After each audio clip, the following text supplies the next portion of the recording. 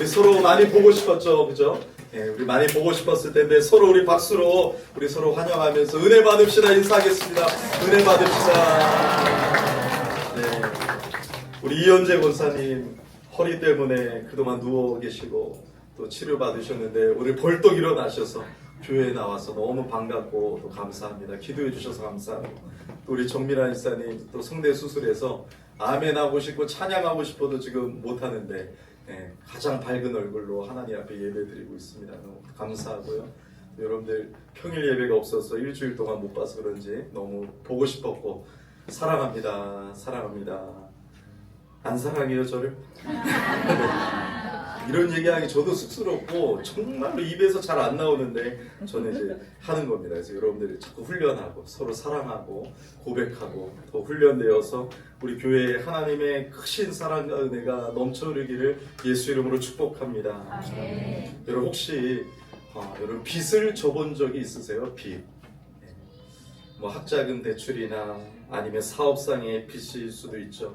이 빚이라는 것은 우리 마음을 참 무겁게 합니다.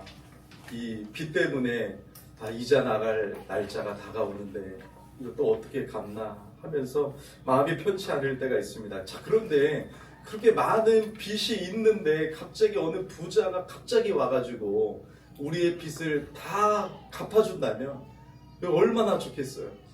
이 부자가 갑자기 모든 빚을 다 갚아주겠다고 하는 겁니다. 그리고 그 빚을 갚아줄 뿐만 아니라 앞으로 살아갈 수 있는 모든 돈까지도 다 주겠다고 한다면 여러분 얼마나 감사하겠습니까? 이걸 여러분 넘치는 은혜라고 할 수 있겠죠. 넘치는 은혜. 오늘 본문이요, 이 넘치는 은혜에 대해서 말씀하고 있어요. 자, 그러면 오늘 본문을 통해서 넘치는 하나님의 은혜와 사랑을 알아야 되는데 우리가 첫 번째로 먼저 무엇을 알아야 되냐면 12절부터 14절까지 인류의 슬픈 시작을 알아야 돼요. 인류의 슬픈 시작은 한 사람의 불순종으로부터 오게 되었습니다. 그 12절 말씀이에요. 우리 12절 말씀 같이 읽어볼까요? 그러므로 한 사람으로 말미암아 죄로 말미암아 사망이 들어왔나니 이와 같이 모든 사람이 죄를 지었으므로 사망이 모든 사람에게 이르렀느니라. 여러분, 이 인류의 비극이 어디서 시작되었는지를 명확하게 말씀해주고 있어요. 바로 한 사람 아담입니다. 물론 여러분 시간적으로는 누가 먼저 죄를 지었어요? 아내인 하와가 먼저 죄를 지었지만 아담은 아내의 머리요, 가정의 대표요, 또 인류 조상의 대표로서 책임을 지는 것입니다. 아담의 범죄로 말미암아 세상에 뭐가 들어왔다고요? 죄가 들어왔어요. 죄의 값은 사망이기 때문에 죄로 말미암아 또 뭐가 왔어요? 사망이 왔어요. 자, 그러므로 사람들이 죽는다라는 거, 안 죽는 사람이 없죠. 인간이 죽는 것은 자연적인 현상이 아니에요. 왜 죽어요? 죄 때문에, 사망이 왔기 때문에 죽는 것입니다. 그래서 여러분, 우리가 인간이 죽는 것은 자연적인 현상이 아니라는 것을 오늘 성경을 통해서 기억해야 돼요. 인간이 죽는 것은 죄의 결과입니다. 어떤 사람은 내가 죄를 지은 것도 아니고 아담이 죄를 지었는데 왜 내가 심판을 받아야 되고 내가 왜 죽어야 됩니까? 억울하다고 하겠지만 처음 사람 아담은요, 우리가 인정하든 인정 안 하든 우리 모든 인간의 대표자입니다. 하나님이 아담을 우리 인간의 대표로 세우셨습니다. 오늘 본문이 바로 대표성의 원리에 대해서 말해주고 있어요. 여러분, 대표성의 원리는요, 우리 삶에서도 흔하게 찾아볼 수가 있어요. 이번에 브라질한테 축구 국가대표가 5대0으로 졌잖아요. 그 축구 국가대표가 지면 국가대표가 진 게 아니라 우리나라가 진 거예요. 축구 국가대표가 졌는데 우리 마음도 안타깝죠. 이게 바로 여러분 대표성의 원리예요. 아버지가 뭔가를 결정하면은 이사가기로 결정하면 가족들이 다 따라가죠. 대표성의 원리 속에 우리는 살고 있습니다. 1945년 일본의 일왕이 미군 함정 위에서 항복 문서에 조인을 했습니다. 그런데 그것이 어떻게 일본 전체가 항복한 것과 동일한 효력이 있습니까? 일본 일왕은 대표자이기 때문에 그렇습니다. 이재명 대통령이 우리나라를 대표해서 미국과 협약을 맺으면 우리나라가 협약을 맺은 것처럼 대표성의 원리를 우리 삶 속에서 흔히 찾아볼 수 있어요. 구약 성경에서도요, 노아가 하나님의 여러분 사람이었죠. 의로운 하나님의 사람이었어요. 노아로 말미암아 그 가족 전체가 구원을 받았어요. 라합의 여러분 하나님 앞에 믿음의 행동 때문에 라합에 속한 가정과 모든 것들이 구원을 받았습니다. 아간의 죄로 말미암아 이스라엘이 심판을 받았죠. 그래서 구약 성경에서도 대표성의 원리를 찾아볼 수 있어요. 여러분 쉽게 비유하자면요, 우리는 모두 태어날 때부터 아담이라는 국적을 가진 국민으로 태어난 것과 같습니다. 인류의 첫 대표였던 아담이 하나님께 반역했을 때 그 안에 있던 모든 인류가 함께 죄의 오염 아래 놓이게 되었고 사망의 권세 아래 태어나게 된 것이에요. 아담의 우리는 다 후손들이잖아요. 쉽게 말하면 아담의 죄의 DNA가 그 후손들에게 다 퍼진 거나 마찬가지입니다. 그래서 여러분 14절을 보면요, 아담의 범죄와 같은 죄를 짓지 아니한 자들 위에도 사망이 왕노릇하였다라고 말씀하고 있어요. 여러분 영아들, 갓 태어난 아기들도 죽음을 피할 수가 없어요. 갓 태어난 아기들이 뭘 했나요? 엄마 뱃속에서 나왔습니다. 아무것도 안 했어요. 죄를 안 지었어요. 그런데도 갓 태어난 아기도 죽음을 피할 수가 없어요. 영아들도 죽습니다. 왜요? 죄의 값은 사망이기 때문에, 아담의 죄로 인해서 모든 사람이 죄를 범했기 때문에 모든 사람은 죽는 것입니다. 아담이 범한 죄의 책임을 함께 지게 되는 것인 것입니다. 왜요? 아담이 모든 인류의 대표이기 때문에 그렇습니다. 그래서 여러분 우리는요, 죄를 지어서 죄인이 되는 것이 아니라 죄인이기 때문에 죄를 짓는 것이에요. 이것이 너무나도 중요한 성경의 가르침입니다. 우리가 죄를 지어서 죄인이 된 것이 아니라 죄인이기 때문에 죄를 짓는 거예요.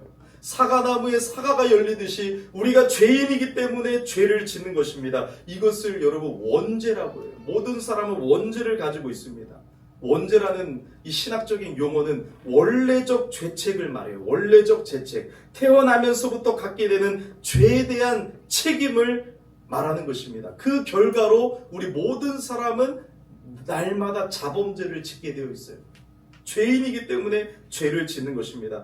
그러므로 우리는 모두 태어날 때부터 사망이라는 무서운 왕이 다스리는 나라의 백성으로 그의 폭정 아래 신음하며 살아갈 수밖에 없는 운명이 되었어요. 우리를 다스리는 것은 사망이 왕노릇하는 거예요. 그래서 여러분, 그 사망을 우리가 이길 수가 없습니다. 죄의 값은 사망이기 때문에 우리는 사망의 지배를 받는 자들이었습니다. 이것이 바로 아담 안에서 시작된 인류의 슬픈 현실이었어요. 그러니까 여러분, 로마서의 복음은 자꾸 우리가 어떤 자였는지를 점검하죠. 우리가 죄인이었음을 깨닫게 될 때 하나님의 은혜가 얼마나 큰 줄 아는 거예요. 오늘 본문 말씀에서도 여러분 로마서 5장 1절부터 11절에 지지난주에 믿음의 축복에 대해서 말하면서 그러므로 이어지면서 다시 한번 복음의 정수를 얘기하는데, 우리가 어떤 존재라고요? 바로 아담에게 속한, 아담 안에서 사망이 우리를 지배하는 그 슬픈 현실 속에 살아가는 아무런 소망 없는 죄인이었다라는 것을 다시 한번 가르쳐주고 있습니다. 어떤 분들은 이 말씀을 들으면 질문할지 몰라요. 따질 수도 있어요. 목사님, 어떻게 아담이 선악과를 먹은 것이 제 책임입니까? 제가 인류의 대표였으면 저 선악과 안 따먹었을 것이에요. 제가 선택하지도 않았는데 죄인으로 태어났다는 것은 너무 억울하고 불공평한 거 아닙니까? 충분히 가질 수 있는 질문이에요. 하지만 여러분, 바로 그 대표의 원리가 아니었다면 우리에게는 어떠한 소망도 없다는 사실을 아십니까? 하나님께서 인류를 구원하시는 방법 또한 바로 이 대표의 원리를 사용하시기 때문입니다. 여러분, 만약 한 사람 아담의 불순종이 우리 모두를 넘어뜨릴 수 없었다면 마찬가지로 한 분 예수 그리스도의 순종 또한 우리를 구원할 수 없었을 것입니다. 하나님께서는요, 인류를 심판하신 바로 그 원리를 통해서 이제 역전 드라마로 우리를 구원하시는 놀라운 길을 여셨다라는 것이에요. 불공평해 보였던 바로 그 원리가 실은 우리를 위한 가장 위대한 은혜의 통로였던 것이에요. 이제는 둘째 아담으로 오신 예수님의 순종으로 말미암아 많은 사람이 구원을 받게 되었습니다. 그리고 여러분, 아담은요, 우리의 대표였던 아담은요, 완전하신 하나님이 세웠던 대표였어요. 나보다 나은 사람이었어요. 타락하기 이전의 아담은 평범한 사람이 아닙니다. 가장 지혜롭고 거룩한 사람이었습니다. 그는 하나님의 형상을 손상되지 않은 형태로 소유하고 있었고 죄를 짓지 않을 수도 있었습니다. 나라면 죄를 안 지었을 것이라고요? 우리였으면 죄를 지었어요. 정말 쉽게 말하면 손흥민이 축구 잘해요? 내가 축구 잘해요? 내가 브라질과 경기했으면 이겼다라고 하는 것과 같아요. 손흥민이 훨씬 잘하잖아요. 아담은 우리보다 더 뛰어난 인류의 대표 선수였습니다. 선악과도 자꾸 공격하는 사람이 있죠. 하나님이 죄의 조성자다. 죄의 책임을 물으셔야 된다. 왜 선악과를 만들어가지고 죄를 짓게 하시냐. 하나님께 책임이 있다. 그것도 여러분 모르는 얘기예요. 하나님은요, 에덴 동산, 기쁨의 동산에서 아담에게 모든 것을 하나님 대신 다스리라고 하셨습니다. 그런데 선악과만 두셨어요? 아니요. 각종 실과의 많은 열매를 여러분 두셨어요. 그리고 생명나무도 있었어요. 근데 왜 여러분 생명나무는 따먹지 않았습니까?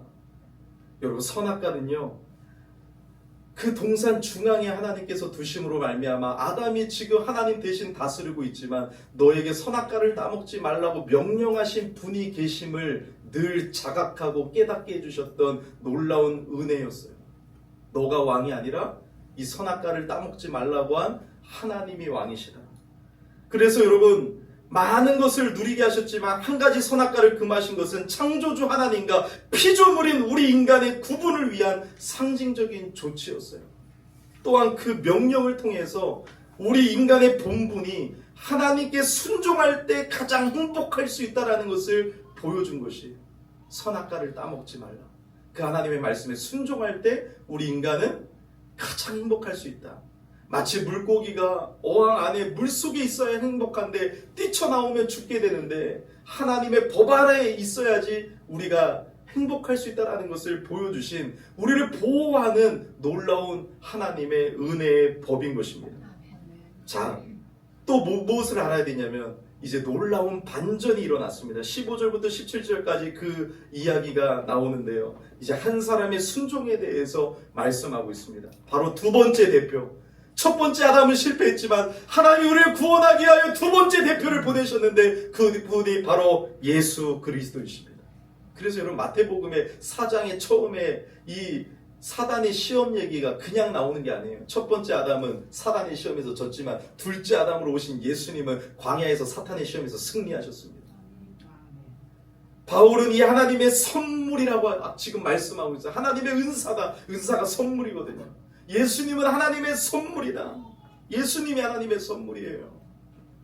아담의 실패를 겨우 만회하는 수준이 아니라 본문을 자세히 보면 예수님이 여러분 우리에게 어떤 일을 행하셨냐면 같지 아니하다, 더욱 넘쳤느니라, 더욱 그러하다 같은 비교급 표현이 계속해서 반복되고 있어요. 15절만 읽어볼까요? 자, 15절 말씀 시작. 그러나 이 은사는 그 범죄가 같지 아니하니 곧 한 사람의 범죄를 인하여 많은 사람이 죽었은즉 더욱 하나님의 은혜와 또한 한 사람 예수 그리스도의 은혜로 말미암아 성전을 받는 사람에게 나타나니라. 하나님의 선물이 아담의 실패를 겨우 만회하는 수준이 아니라 넘치는 은혜로 우리에게 많은 것을 선물로 허락하셨다는 것이에요. 한 사람의 실패, 아담 한 사람의 실패로 죽음이 왔죠. 하지만 예수님 한 분의 은혜로 주어진 선물은 비교할 수 없이 더욱 넘치는 것이라고 말씀하고 있어요. 그럼 무엇이 어떻게 다를까요? 첫 번째 16절의 결과가 다릅니다. 아담의 한 번의 범죄는 모든 사람을 정죄와 심판으로 이끌었어요. 하지만 하나님의 선물은요, 우리를 의롭게 무죄선언으로 이끌어 주셨습니다. 두 번째는 17절입니다. 우리의 신분이 달라졌습니다. 우리의 죄값을 그저 치러주신 것뿐만 아니라 여러분 우리의 신분이 달라진 것이에요. 17절 말씀을 다 같이 읽어보겠습니다. 한 사람의 범죄로 말미암아 사망이 그 한 사람을 통하여 왕노릇하였은즉 더욱 은혜와 의의 선물을 넘치게 받는 자들은 한 분 예수 그리스도를 통하여 생명 안에서 왕노릇하리로다. 아담 안에서 우리는 사망의 노예였어요. 사망이 우리를 다스리고 있었어요. 사망이 우리 위에서 왕노릇을 했습니다. 그런데 이제 예수님 안에서 우리는 단순히 죽음에서 구출받는 수준을 넘어 뭐가 됐다고요? 생명 안에서 왕노릇하는 왕의 자녀가 되었다라는 것이에요. 우리의 신분이 바뀌었다라는 것이에요. 우리의 죄값만 용서해 주신 것이 아니라 죄값을 용서해 주셨을 뿐만 아니라 이제 생명 안에서 왕노릇하는 자로 하나님께서 만들어 주셨다는 것이에요. 물론 우리는 이 왕 같은 존재됨을 세상적인 통치가 아니라 영적 통치로 받아들여야 됩니다. 죄와 두려움을 다스리는 영적 권세를 말하는 것이에요. 그러므로 사랑하는 여러분, 여러분들은 두려움이나 죄의 노예로, 사망의 노예로 살아갈 존재가 아닙니다. 예수 그리스도의 영적 권세가 있는 하나님의 자녀입니다. 두려움이 올 때마다 예수의 권세를 사용하시기를 바랍니다. 내 안에 질병이 있을 때마다 예수 이름의 권세를 사용하시기를 바랍니다. 두려움과 불안함이 몰려올 때 그 두려움에 지배받을 자가 아니에요. 우리는 은혜의 통치를 받는 왕의 자녀로서 생명 안에서 왕노릇하는 예수님의 권세를 가진 하나님의 자녀인 것입니다. 죄의 노예였던 우리가 이제는 하나님의 자녀가 되었습니다. 그리스도와 함께하는 상속자가 되었습니다. 생명의 능력으로 세상을 다스리는 왕같은 제사장으로 부름받았다는 것이에요. 이것이 바로 아담의 범죄와 비교할 수 없는 예수 그리스도를 통해서 주어지는 넘치는 은혜라고 지금 본문은 계속해서 말씀하고 있는 것이에요. 죄가 확실하게 사망을 산출했죠. 죄 때문에 사망이 들어왔죠. 하나님의 은혜도 확실하게 구원을 가져옵니다. 실패할 수가 있는 은혜란 없어요. 하나님의 은혜는 실패할 수가 없습니다. 아담 때문에 모든 인류가 하나님의 저주 아래 놓이게 되었다면 예수님 때문에 모든 신자들이 하나님의 사랑 안에 있는 것은 더욱 확실한 것이에요. 여러분, 아담 때문에 모든 인류가 사탄의 자식이 되었다면 예수님 때문에 모든 신자들이 하나님의 자녀가 되는 것은 더욱 확실합니다. 아담 때문에 모든 인류가 죽을 것이 확실하다면 예수님 때문에 모든 신자들이 살아날 것은 더욱 확실한 것입니다.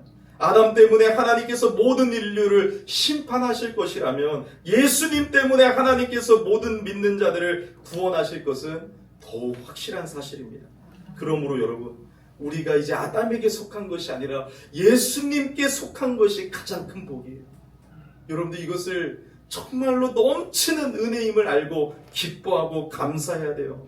왜냐하면 이것은 우리가 선택한 일이 아닙니다. 전적으로 하나님의 섭리이고 하나님의 은혜이고 하나님의 선물이에요.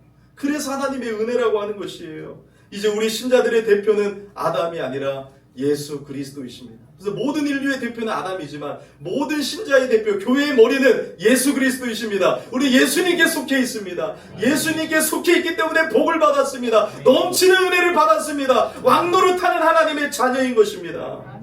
여러분, 죄수에게, 저 감옥에 있는 죄수에게 사면장을 딱 주면 풀어주지만 정과 기록은 계속 따라다녀요. 자유함을 얻었지만 정가자예요. 근데 하나님의 은혜는요, 사면장 수준이 아니에요. 왕이 직접 감옥에 찾아가서 죄수를 풀어주고 그에게 왕자의 옷을 입히고 내 아들로 입양해서 왕국에서 살게 하는 것과 같은 거예요. 우리가 받은 은혜는 그저 사면할 뿐만 아니라 왕자의 복을 입히고 왕국에서 살게 하며 왕의 자녀로 살게 하는 넘치는 은혜란 말이에요. 그러므로 여러분, 기뻐하시고 이 복을 받은 예수님께 속했다는 것을 여러분 기뻐하며 감사하며 예수의 권세를 사용하시기를 바랍니다. 그래서 예수님의 제자들이 예수의 권세가 있으니까 여러분 어떻게 돼요?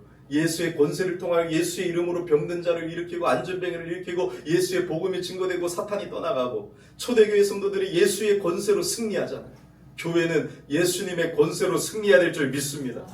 마지막으로 이제 은혜의 통치, 은혜의 통치. 18절과 21절에 잘 나와 있는데 21절만 읽어보겠습니다. 21절 시작. 이는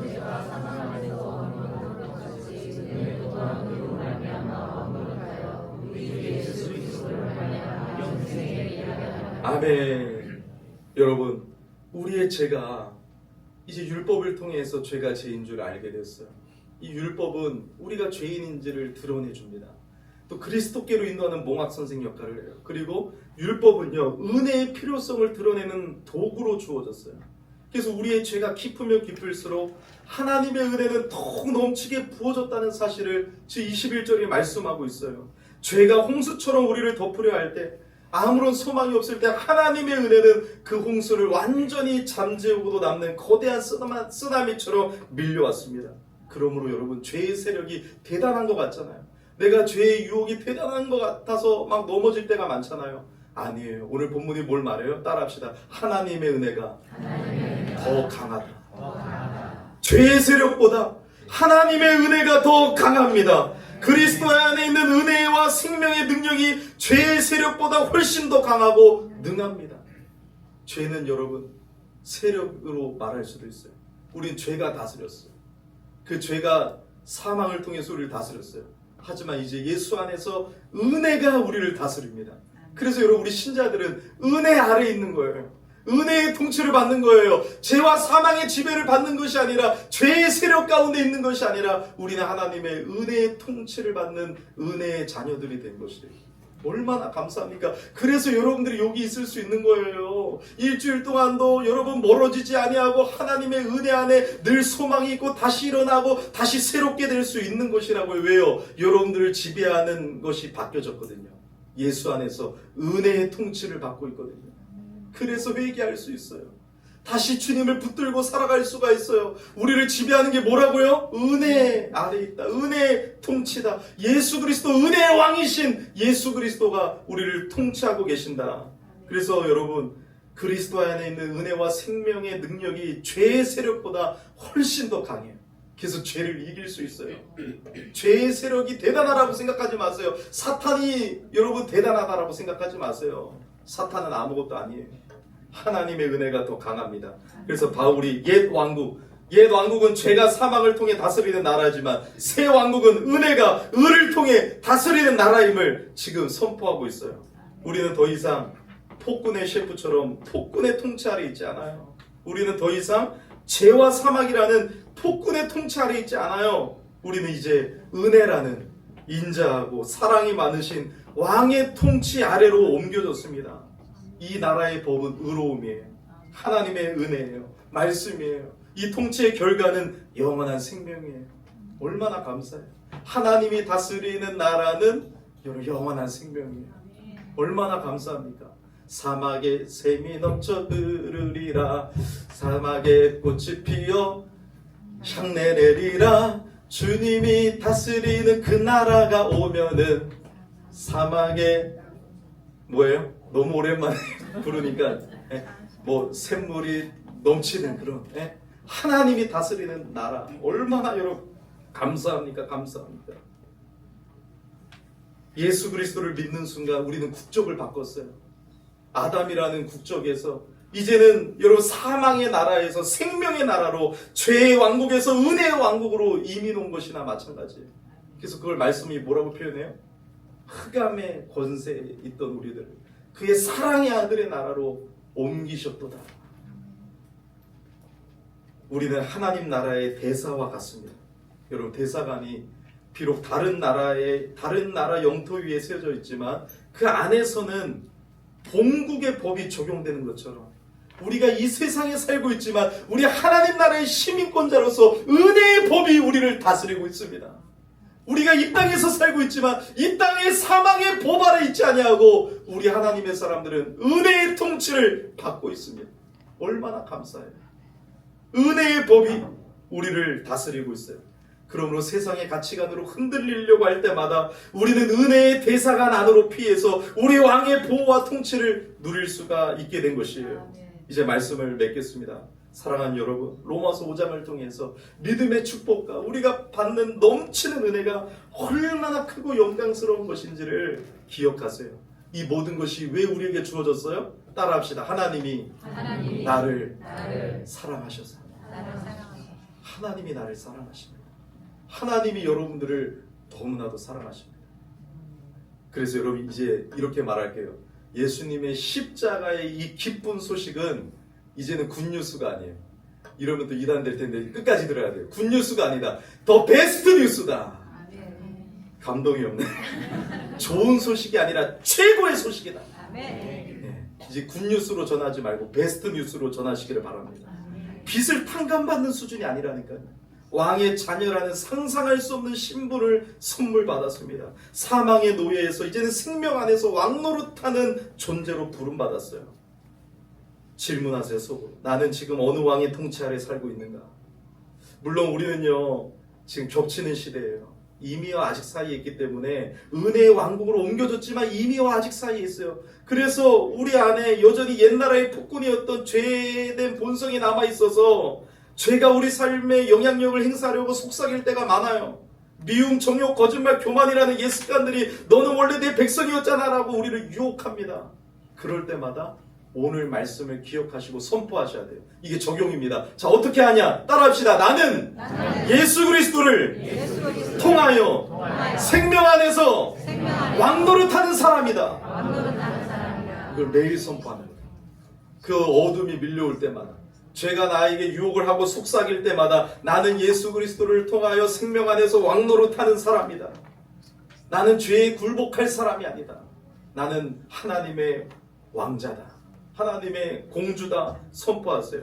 월요일날 아침 여러분 월요병 때문에 무력함이 나를 덮칠 때 나는 무기력의 노예가 아니다. 나는 생명 안에서 왕노릇하는 자다. 선포하며 이불을 박차할 때 여러분 일어나는 역사 일어날 줄 믿습니다. 직장에 가면 나를 향한 부당한 비난과 험담 앞에서 억울함과 미움에 사로잡혀서 노예처럼 끌려다니는 것이 아니라 나는 미움의 종이 아니다. 나는 은혜의 왕의 다스림을 받는 자녀다라고 선포하며 용서와 사랑으로 다스리는 것입니다. 자녀 문제가 또 내 안에 막 닥쳐옵니다. 끝없는 염려와 두려움이 나를 덮칠 때 나는 불안의 노예가 아니다. 내 삶의 왕은 은혜이시다. 예수 그리스도이시다. 그분께 모든 것을 맡깁니다. 선포할 때 하나님의 평강이 우리를 지배하는 것입니다. 이것이 바로 생명 안에서 왕노릇하는 삶이에요.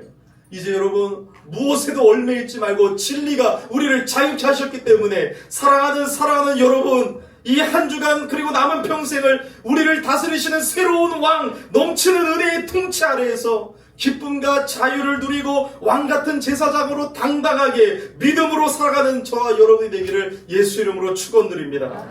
오늘 찬양